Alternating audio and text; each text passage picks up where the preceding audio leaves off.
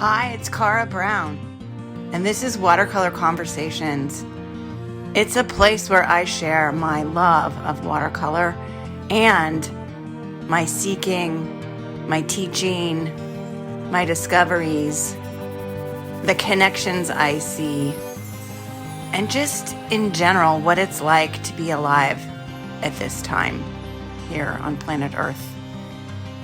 I hope that this meets a part of you that's longing to be met. Thanks for being here.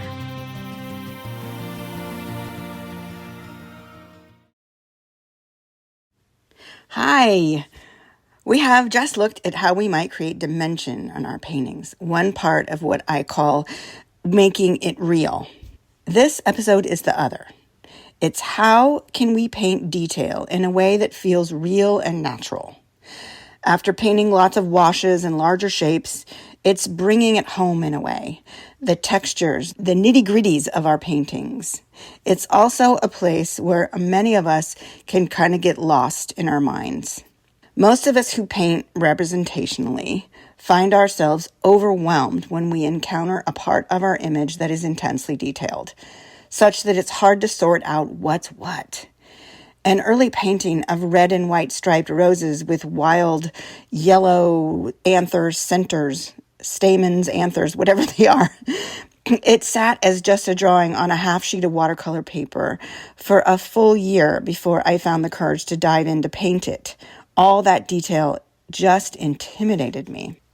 In my work, this kind of detail means the centers of roses, like that painting, and peony flowers, wrinkly hibiscus petals, animal fur, human hair, ripples on water, sugar crystals on candy, and frosty ice on leaves, or just leaves in general. They can get so incredibly detailed, my mind goes on tilt. All of these things had me stop and ask myself, how the heck am I going to paint this? That part of our brain that is overwhelmed by all that visual information is not the part that actually paints it, though. Painting detail is an example of how we can apply the strategy of shape, shade, color that we talked about a few episodes back. In that episode, we learned that we have to have a way of coping with all that comes at our nervous system in life, but that this also can get in the way of making paintings that please us. I see in myself and in many other student artists that we tend to want to organize, to bring order to the visual information in our references, especially when it's not possible to readily find shapes to paint. Natural patterns become looking rote. We make stick figure kinds of marks. Our paintings end up not looking like the world as it is, and at least for me, I don't find them pleasing. The only way around this that I have found is to figure out how to shift into slow down mode. I've got some strategies on how to do this. But first, I'd like to share what I'm not going to talk about. I won't show you how to use specialized techniques and tools to paint texture and complexity. For some reason, I've never been drawn to use alcohol, salt, saran wrap, sponges, fan brushes, toothbrushes, and the like in my paintings. With very few exceptions, I use only round brushes of varying sizes to lay down the paint onto my paper. There's nothing at all wrong with using any of these techniques. If you're inspired to try them, please do. It's just that I don't have experience with them, so I can't share much about how they work. Okay, I figured out there are two overall strategies for painting detail. Break it down and simplify. If we can help ourselves see more specific bits of what we are painting while at the same time choosing just how nitty-gritty to get in what we paint, painting detail is not so frustrating or hard. So first, find a place to start. I tell myself, I'm just going to do the best I can. I will go at this paper with my brush and see what happens. So I find a shape that is clear and I begin there. It's like finding your way through a wilderness of sorts.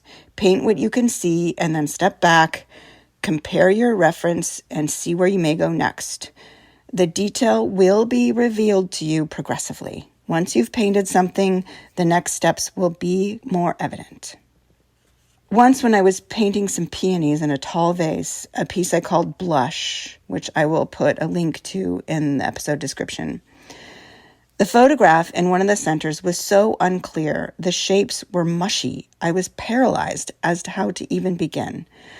I took a print on just plain paper of that section, and using a ballpoint pen, I marked it up, attempting to identify shapes. And it helped my brain so much to have that as a guide. It's a super simple, almost silly exercise, but I promise you it helped. Paint light to dark. Start by asking what's the lightest color that isn't white in a section of your painting, and paint that wherever you see it. When that dries, look for the next color and paint that. I promise you, in the centers of those roses, there was an overall, or an underall rather, color of yellow. There wasn't anything that wasn't yellow. There was brown, there was green, and having that yellow paint right there was enormous as like a first step. Okay, it's not blank paper anymore. Now what is the next darker color I can put over that yellow? Zero in. Focus on one little bit at a time. So one little corner of that center of that rose. Attempting to take in too much at once is what overwhelms our shortcut brains. Sequestering our brains to take in just this little spot so it becomes all the world for a moment can make the painting feel doable. Step back. Look at the shapes that the detail is comprised of. Resist the temptation to paint each of the things, the veins of a leaf, the anthers of a flower. Just because your brain knows they're each individual things doesn't mean they need to be painted that way. When more than one of these shapes runs together, creating kind of a larger shape, paint that larger shape. Look to see if the vein of a leaf or the dark edge of an eye is really one consistent line. It may actually break in places or be thinner or thicker in places. This is what will make your painting look natural, to tune into these subtleties. Simplify as much as you can. You get to decide how far to take the detail. Coming back to leaves again, they can have so many fine veins as well as larger, less intricate veins. Petals can have a lot of crinkles or other texture. You can choose what level of detail to take on. In fact, painting in very fine detail can get in the way of portraying the spirit of what you're painting. It can be a challenge to keep yourself from painting detail just because you can see it, but it also can be a relief. Look for the negative spaces and shapes.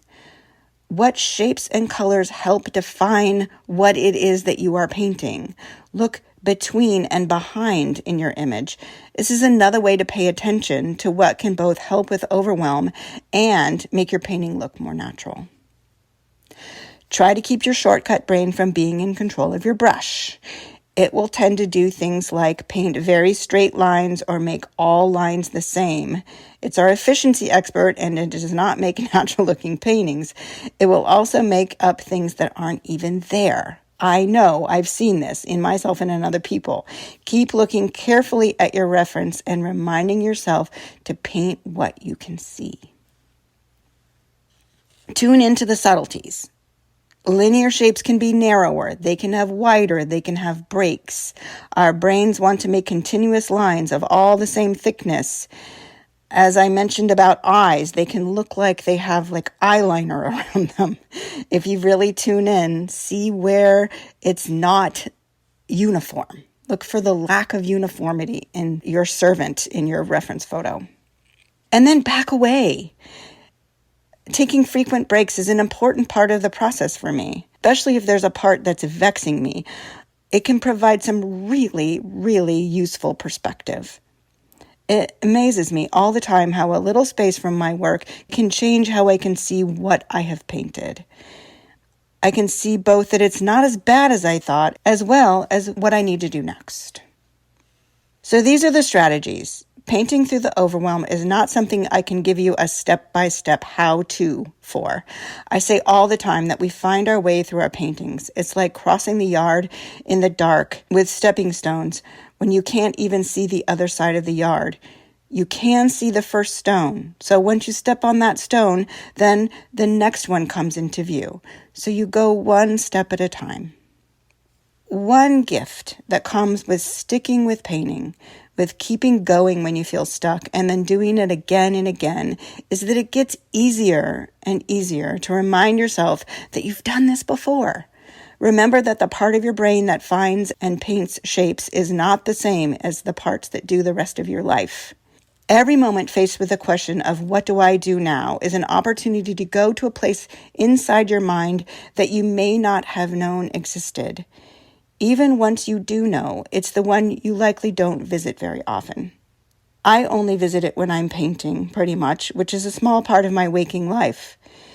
It's a special place. It's where the magic happens, where you create new life. It's worth sticking it out through the hard parts in order to get there. Okay, next we are headed back into the world of color. We are going to look to see what we can learn and what will happen when we limit the number of paints that we use on purpose, and a little bit more about color mixing and combining in general. Okay, see you there. Thanks. Bye-bye.